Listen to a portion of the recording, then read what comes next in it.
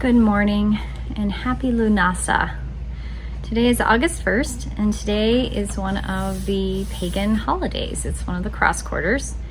Lunasa is an Irish modern spelling of kind of the traditional holiday in the month of August. It honors the Celtic god of Ireland as LUGH. Don't know how to say that, all skilled. It was originally thought that he was maybe a sun god, but now I think they understand that he was more like the god of Mercury, god of oaths and cleverness and many talents. There's a poem I want to read that I found.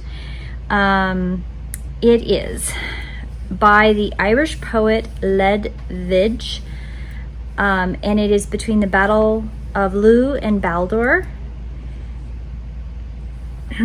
LUGH made a stir in the air with his sword of cries, and fairies through hidden ways came from the skies, and their spells withered up the fair and vanquished the wise. And old lame Baldur came down with his Gorgon eye, hidden behind his lid, old, withered, and dry. He looked upon the wattled town, and the town passed by. These things I know in my dreams, the crying sword of LUGH, and Baldur's ancient eyes searching me through, withering up my songs and my pipe yet new. There's a lot of, I think, respect and things that come with the older gods versus the new gods. The older gods understand the harsh world. They understand the world of difficult choices and being honorable and sticking to your word and being just. And I love that LUGH is LUGH of the light hand. He is venerated during Lammas. Crops are brought in, wheat and barley and hay. Harvest is starting to happen, so your grains are coming in. It's not yet where the sky really starts to get dark early, but we're getting there. The days are growing shorter. Summer's bounty is coming in. It's calling in winter to come in and say, okay, we have our bounty, we have our harvest. It is the harvest of your life. It's the harvest of the seasons. And our life very much mimics the seasons of the year. And I just love that this, to me, really signifies the beginning of fall, because you still have fall equinox, and fall equinox is when it really starts to kick off for me. You have fall equinox, and then you have Samhain, and then you have Yule, and then Candlemas and Ostara, and then Beltane, and that's my season right there. I really love the spring equinox through the fall equinox through the spring equinox, and then Beltane. This is kind of the kickoff for me, this particular holiday.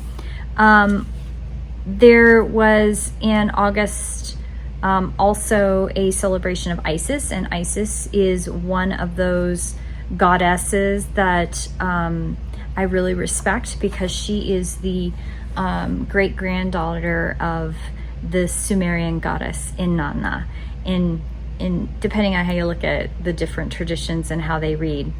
Anyway, I just kind of wanted to read that poem because I love that right now in my life, getting over being really sick, trying to rest, trying to find the balance, and trying to find my own light in this time. And interestingly enough, I got up this morning and I kind of, over the weekend, I had a lovely weekend. I had a weekend with my SCA chosen family and that was really nice. It was really, really hot. I do not do heat. I literally have no ability to regulate my body temperature. So I wore pajamas. Like, I wore cotton jerseys, stretchy pants, and a linen cotton tunic, and my underwear, and that was it. Like, anything too much. And then yesterday,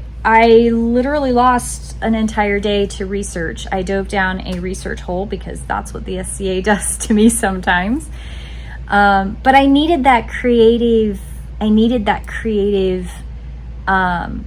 deep dive, because I haven't been able to do that in a year, like a good year, maybe more, because I've been so stressed since last April is when everything kind of really got bad. Or it wasn't bad to start with, but you know what I mean? Like, I haven't had time to rest. I haven't had time to really put time into my hobby, and my passions, which are art and spiritual stuff and teaching and coaching and healing and all the things that really give me the juice of life, bring me bliss, right? I haven't been able to do that. And Lunasa, kind of the eve of Lunasa, was really the time to dive into that, to really take a deep dive and go, okay, you need this. And I loved it. I absolutely loved it. And then this morning I woke up and I was still I woke up from a dream and I had this idea. So I wrote it down and then kind of missed daily devotional to start with. I did journal. And then next thing I know, it's time to go take the truck to get its oil change. And then I came back. And when I came back, I thought, you know what? I really want to do a deep dive into Lunasa. I really want to give Lunasa its time. I have nothing else scheduled for today except me time, because the rest of the week is crazy business. Well, Tuesday, Wednesday, Thursday is crazy business. Friday's my day as well. I don't have anything scheduled on Friday.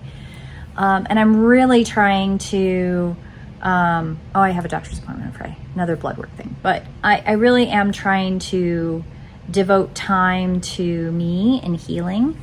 I woke up this morning with an asthma attack. I had to do my nebulizer. So I know that I'm still not well, right? My Aura ring said I had a fever last night. Like, it also said my body temperature on Saturday was above normal. So I don't regulate heat well. But something that I really, as I was kind of going through the Lunasa stuff, which is one of the reasons I really wanted to do that for today's daily devotional, is that, you know, my ancestors, your ancestors, our ancestors around the world had different times of the year that they dedicated to celebrating Mother Earth. Now, whether they honored the old gods or whatever, it was all wrapped around harvest, the world that they lived in. All of their traditional rituals, if you take Christianity and you put that off to the side before Christianity, and you look at all the traditional ways that people lived, many of them were monotheistic. Many of them revered the stars and the planets that surround our Earth, and all of them had a reverence for Mother Earth, for her sentience, for us living within her ecosystem and being a part of that ecosystem in a symbiotic relationship of give and take. And yes, you've had civilizations rise and fall that have taken, and then it backfires. And we are kind of at the cusp of that, and we really need to pay attention. And even in your own personal life, the things that you can do to mitigate that, you should try, right? You should try very hard to, which is what I do. I thrift. I'm very careful to try not to buy brand new. I'm very careful to make a lot of my own clothes. I mean, obviously I have t-shirts and sweatpants and stuff that I've had for a while, but honestly, most of the clothes that I've had or that I have are years old, some of them decades. I have a pair of sweatpants that are at least 2 decades old. Hello. But you use, reuse, patch, repair, reuse. Like, you eat food that is as local as you can possibly get it.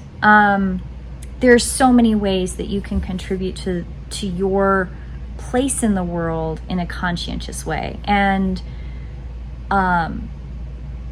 my paying attention to my own way of life kind of slid to the side this last year. I've always been somebody who does the rituals and does the ceremonies for all of the holidays that go back to the old ways. And yes, Wicca and spiritual stuff, a lot of that is new. It's been retrieved from archaeological record, from research, from stories.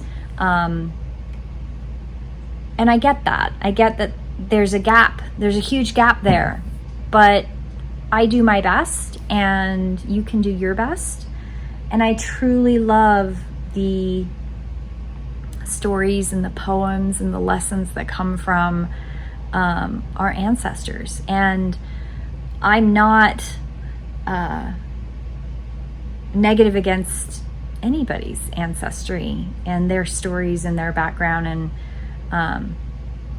I have my own background. Pale white chick has a lot more color in her genes than you think.